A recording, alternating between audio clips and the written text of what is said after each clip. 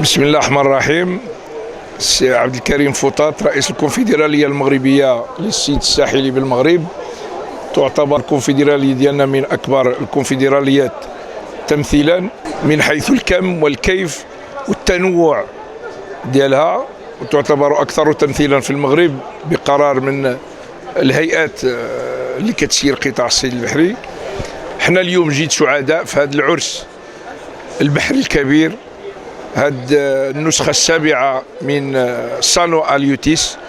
اليوم حقيقة هذا الصالون احنا كمهنيين وكمشاركين فيه من النسخة الأولى بان لنا هذا العام، هذه السنة، هذه النسخة أنها مغايرة على السنوات الأخرى، لا في التنظيم ولا في النوعية ديال لي زيكسبوزون ولا في الدول المشاركة في هذا المعرض.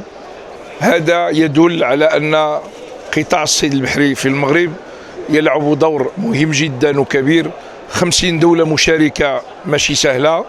اليوم فرنسا كانت ضيف شرف للأهمية ديال الشراكة الاستراتيجية اللي بيننا وبين فرنسا، وحنا سعداء بالعلاقات المهمة اللي بيناتنا، وإن شاء الله غتمشي إلى أبعد من ذلك بكثير تحت الرعاية السامية ديال صاحب الجلالة الملك محمد السادس الله ينصرو.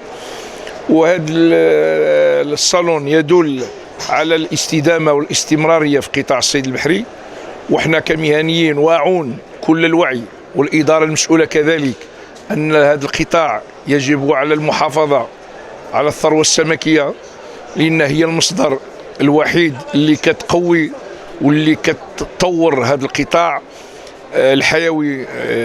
مهم جدا، لا من ناحية ديال التشغيل، لا من ناحية ديال الأمن الغذائي، لا من ناحية ديال الاستثمارات.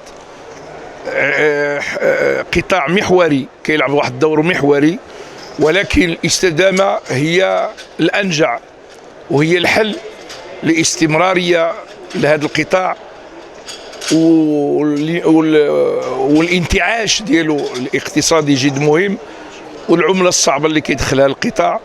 وشفنا اليوم عاوتاني في هذا الصالون النسخة السابعة دي زيكسبوزون مغاربة صنعوا واحد العدد ديال الآليات من صنع مغربي اللي كانت محتكرة على الدول من الخارج، كمثل لي تروي ديال لا بيش اوتوريير ولي تروي ديال لا بيش دو كروفيتيي ولي تروي دو لا بيش كوتير، اللي كانوا كلهم مستوردين من إسبانيا والبرتغال وفرنسا.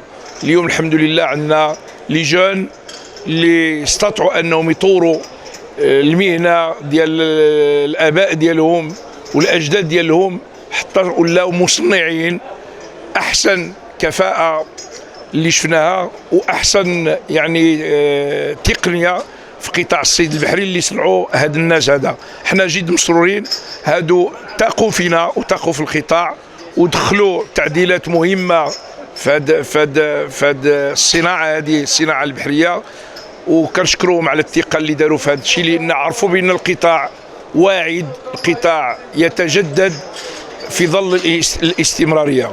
وحنا جد فخورين بهذه النسخة، ونتمناو إن شاء الله يجينا المطار باش تكون سنة بحرية فلاحية بحرية وسنة فلاحية برية بامتياز إن شاء الله، ونضمن الأمن الغذائي لجميع المواطنين والمواطنات.